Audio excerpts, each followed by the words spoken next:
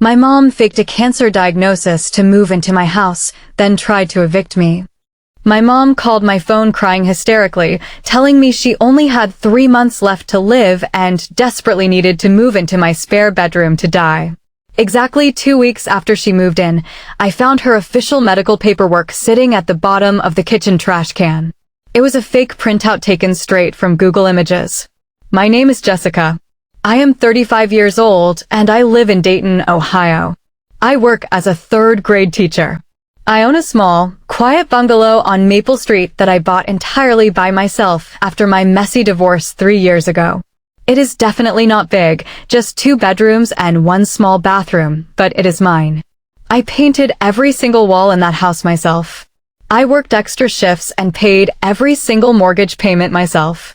After my husband packed his bags and left me, I made a promise that I would never let another human being make me feel small in my own house ever again. My mom is 62 years old. Her name is Linda. My dad left the family when I was only 9. My older brother is the absolute golden child of the family, but he lives down in Florida and almost never calls her. My mom has always been incredibly good at playing the victim. If I did not answer her phone call within an hour, she would immediately post a long, sad status on Facebook claiming her daughter completely abandoned her. If I ever said no to lending her cash, she would call my aunts and tell them I was being cruel and heartless. On a freezing Tuesday in February, she called my cell phone at 6 in the morning. She was sobbing so incredibly hard that I could not even understand her words at first. She finally caught her breath and said, "Jess, the doctor just called me. It is stage 3 ovarian cancer, and they only give me 3 months, maybe 6 if the chemo works." She cried and said, "I cannot stay in my apartment all alone. I have absolutely no one left.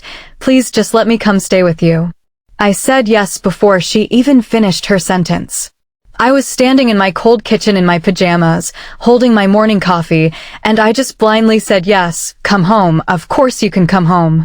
She moved in that exact same weekend carrying 3 heavy suitcases and wearing a cheap wig.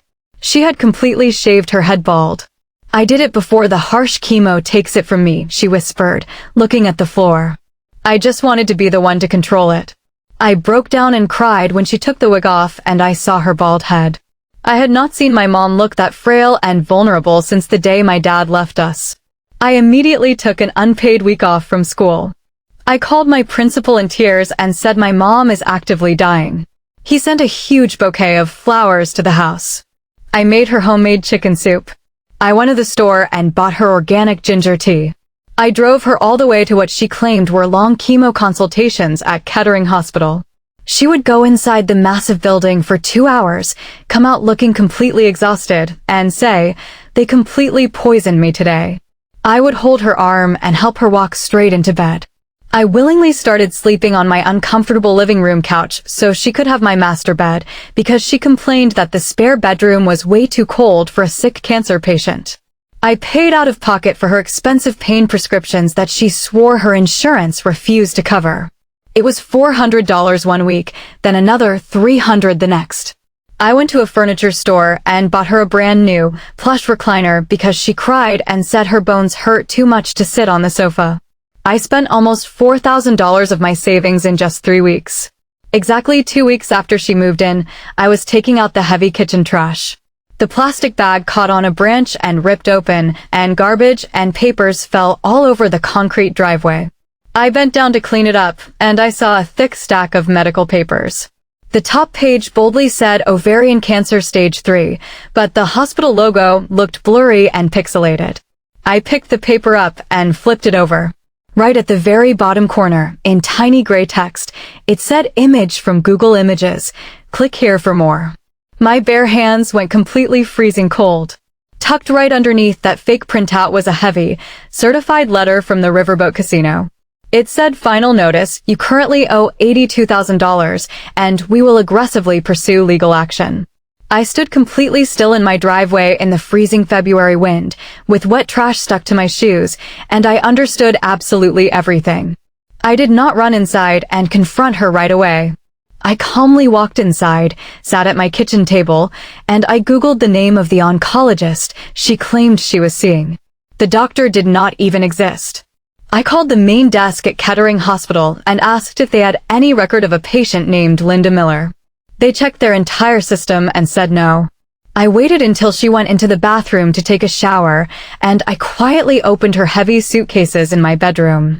They were completely stuffed full of used scratch-off lottery tickets, VIP casino player cards, and bright yellow pawn shop receipts for my dead grandma's jewelry that she had sworn to me she lost years ago.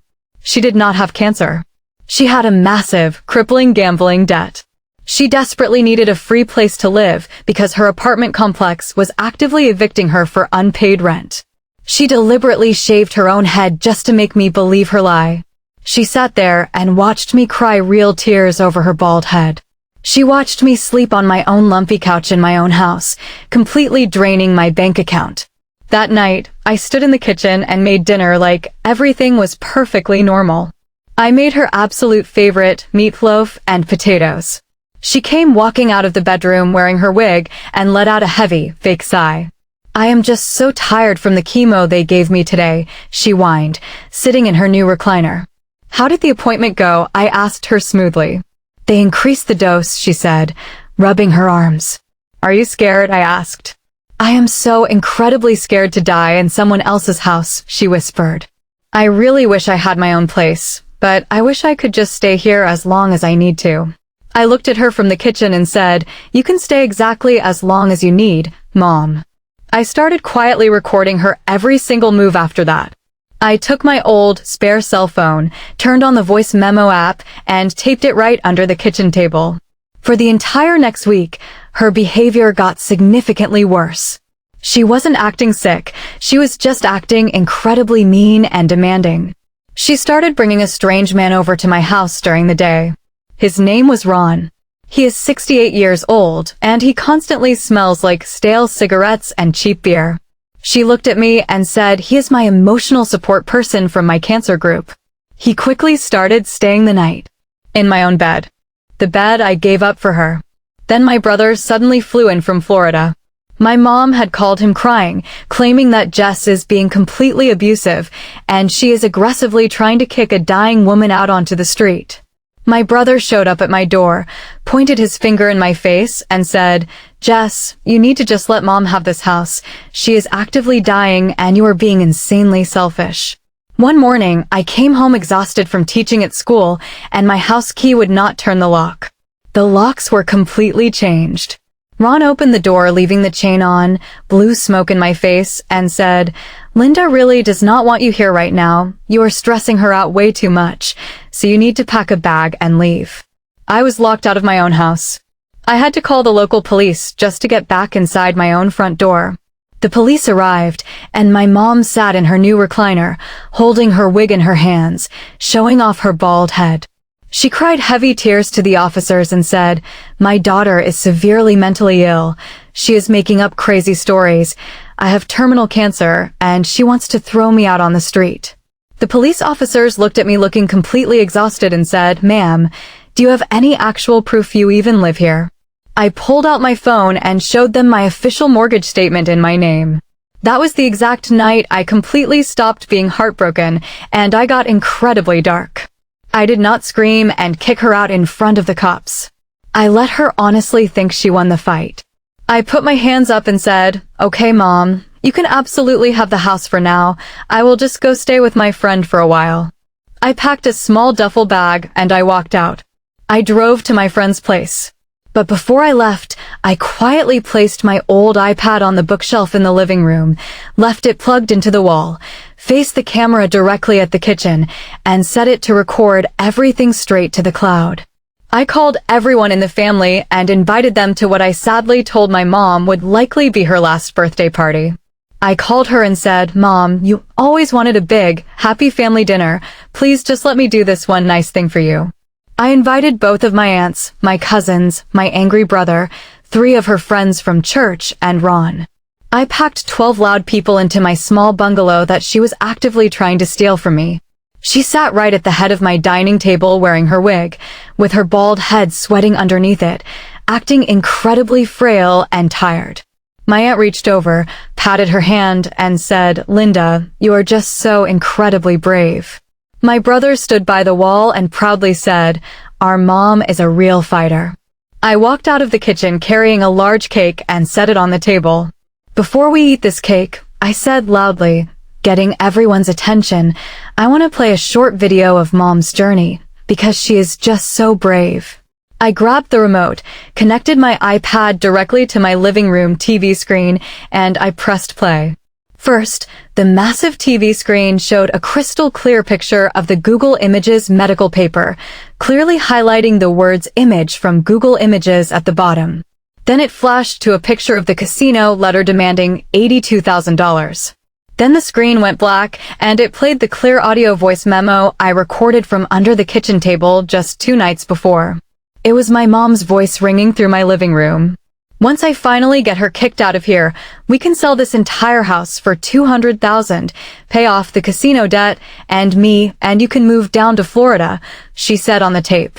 Then Ron's raspy voice laughed loudly and said, "She is actually dumb enough to believe the whole cancer thing. She always was an idiot." The entire living room went completely dead silent. You could hear the refrigerator humming. My aunt loudly gasped and covered her mouth. My brother stood up from his chair looking completely sick. Ron did not say a word. He just turned around and immediately walked out the front door. My mom panicked, grabbed her wig, and completely ripped it off her head. Her bald head was already growing thick, dark stubble underneath. "You completely set me up," she screamed at the top of her lungs. "You evil child. I really have cancer." "No, Mom," I said, looking right down at her. "You have a massive gambling debt. You willingly shaved your own head. You made me sleep on my own lumpy couch. You actively tried to evict me from the very house I paid for with my own teaching salary. You sat there and watched me cry over you dying." I had already made phone calls to her apartment manager and the casino earlier that week. I had emailed them the audio recordings. Her apartment manager confirmed she was being evicted because she owed 4 months of back rent. The casino manager confirmed they had already sent her massive account to a ruthless collections agency. I did not call the police to report the fraud. I did something so much worse to her. I pointed at the hallway and told her to pack her 3 heavy suitcases and get out of my house in exactly 1 hour. I told her if she was not gone in 60 minutes, I would gladly email the video to every single person at her church and post it directly to the Facebook group where she claimed she had cancer and successfully scammed people out of $2,000 in GoFundMe donations. She frantically packed her bags. My brother quietly helped her carry them to the car without looking at me. Absolutely no one stepped forward to hug her goodbye. My aunt just stood by the door crying and said, "Linda, how could you ever do this to your own daughter?" My mom stopped at the front door, glared at me with absolute hatred, and said, "You will deeply regret this. No one will ever love you if you treat your own mother like this." I changed all the locks on the doors that exact same night. I finally slept in my own comfortable bed for the first time in an entire month. I woke up at 3 in the morning, and my house was completely, beautifully quiet. It was finally mine again. My mom currently lives with Ron in a cheap, rundown trailer just outside of Dayton. She still completely lies and tells people at the grocery store that she has cancer. My brother does not speak a single word to me anymore. My aunts call my phone every single week just to tell me they are so incredibly proud of me. My dark revenge was not that I kicked her out onto the street. It was that I willingly let her sit at the head of my table, inside my house, completely surrounded by every single person who thought she was a dying saint, and I made her sit there and watch herself get caught lying, completely bald and ugly and exposed. And I did not have to raise my voice a single time. I dragged the heavy recliner she used straight out to the curb and left it in the rain. Then I walked back inside and locked my door.